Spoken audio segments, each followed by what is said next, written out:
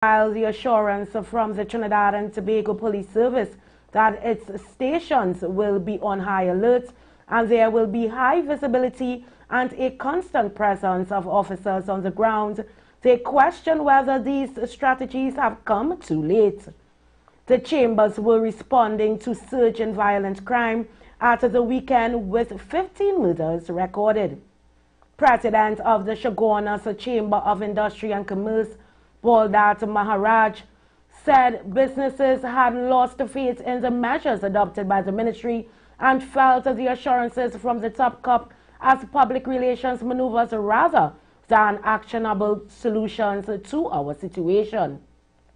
While Christopher and her team gave the assurance that there would be a heightened and constant police presence across the nation, President of the Greater San Fernando Area Chamber of Commerce, Kiran Singh, said there were also areas of concern to be addressed within the functioning on the TTPS. Also, according to the President of Coover Point Lisa's Chamber of Commerce, Dheeraj Mahes, businesses are negatively impacted when crimes near the premises of business places claim the lives of customers, dismissing the effectiveness of Christopher's earlier strategies. Maharaj called for urgent action. In more news, work to reclaim 3.8 hectares of land at King's Wharf North Node, San Fernando, is scheduled to begin this Saturday, July 20th. The job, which is expected to be completed in 9 months, is part of San Fernando Waterfront Reclamation Project. The Urban Development Corporation of Trinidad and Tobago said between 150,000 to 200,000 cubic meters of sand will be drenched from a borough area of Isolate Bay along southwestern coast of Trinidad.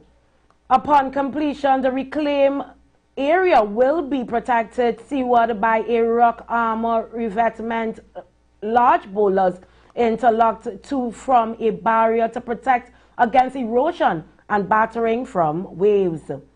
The works are part of a San Fernando waterfront redevelopment project, which is expected to deliver opportunities for international and local tourism, expansion of a business sector, improved transportation facilities, development of leisure facilities, increased family-oriented spaces and activities, as well as preservation of historical assets through unique urban design considerations and substantial land use. Meanwhile, Wassers Water Trucking Facility was relocated from Lady Hales Avenue to the corner of Cipero Street and Cipero Road, San Fernando, to facilitate the widening of Lady Hales and the relocation of Customs Excise Building. In further news, relatives of 2 men who were killed in separate incidents on Thursday and Sunday believe the victims' association with people involved in crime led to their deaths. Earl Peters recounted how his son, Earl Jr. Peters, disregarded multiple warnings about repairing a car, dismissing them as a joke, which tragically resulted in his life. Peters said Trinidad and Tobago today gunmen were killing people for nothing. Junior Peters, 35, Jamali Goddard, 23, and Dave Lyons, 24, all from Diego Martin, were gunned down on Sunday outside Rituals Pizza Boys on Southern Main Road, Cunupia. Mr. Peters described his son as a loving child and was baffled as to how he got caught up in all this. He believes his son was doing a job for someone caught up in wrongdoing. In more stories, President Christine Kangaloo said the first ever President's Pan Camp was a culmination of months of hard work by committed and gifted citizens who pulled together to make her vision a reality. She said the event gave her cause not just for tremendous happiness, but also for tremendous hope. Speaking during the opening of the Pan Camp on July 15th at President's House, St. Anne's, Kangaloo said, "That vision is a vision that I shared during my address on the occasion of my inauguration last year of using the office of the President to advocate for the adoption in our communities of youth programs based on the Panyard model, not just limited to specific periods in the year, but on a year-round basis. Kangaloo said on July 15, Trinidad and Tobago woke up to the news that there had been 15 murders over the weekend. Kangaloo called on the public to incorporate the steel pan into their everyday lives. She said the fanfare played as she entered had been recorded entirely on pan and played for the first time on July 15th. The 5-day pan camp will teach 22 students who had no previous experience in playing pan. The campers were selected from the Cotton Tree Foundation, the Scout Association, the Girl Guides Association, and 6 police youth clubs. The camp, which runs from July 15th to 19th, will be divided into 2 daily sessions. And internationally, dozens are injured in Catalonia after a bus crashed and flipped almost vertically in front of a tunnel. The bus was traveling between Barcelona and Tordera in Spain's northeastern region of Catalonia, where the owner of Zara fashion brand has a plant. Xavier Amor, mayor of Pineda de Mar, told national broadcaster TVE there were 52 people on board. 3 passengers were flown by helicopter to the hospitals and dozens more were treated nearby or transferred to health centers in less serious conditions. There are no information available on the cause of the accident. Inditex declined to comment on referred to emergency services. Now let's take a look at the sport and the weather report.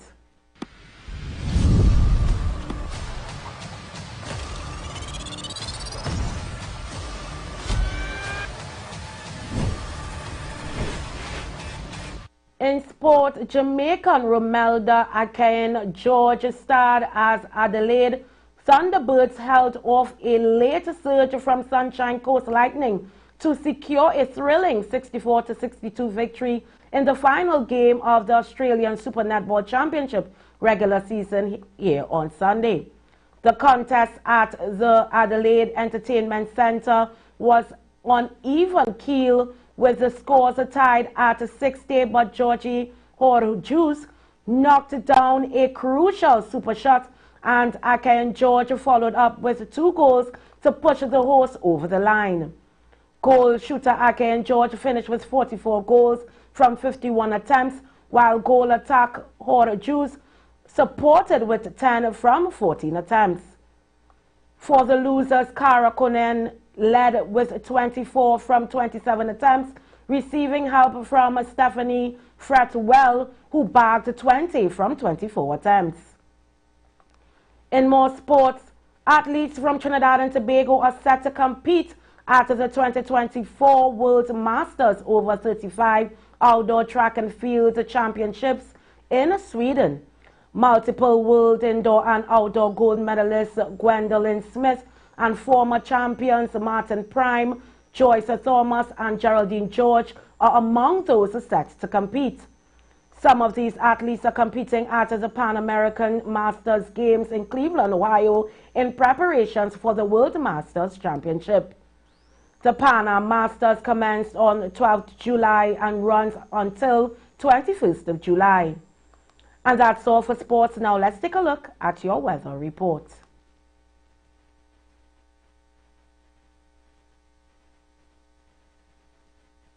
Well, we are seeing that we are going to get some tropical wave in this week. So I'm just notifying you guys. But in today's weather, Trinidad and Tobago and the remainder of the Lesser Antilles, partly cloudy with occasional light to moderate showers in varying localities. There is a medium chance of isolated showers or thunderstorms in a few areas. Tonight will be mostly settled with a few showery intervals. Please note gusty winds and street or flash flooding may occur near heavy showers and thunderstorms. There is a mild or moderate concentration of Saharan dust present. Persons who are sensitive to this change in air quality are advised to take the necessary precautions.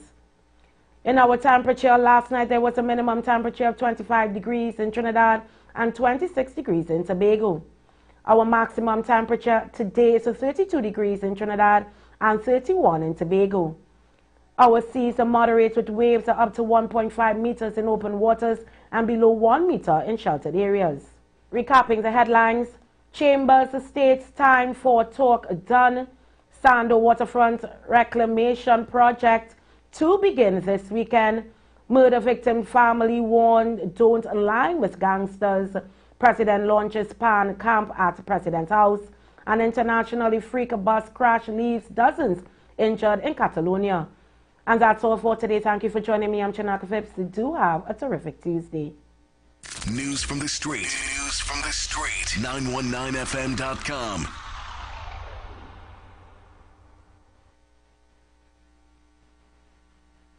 Entertainment, information, conversation. All on Street 91.9 FM, the official station that defends the nation.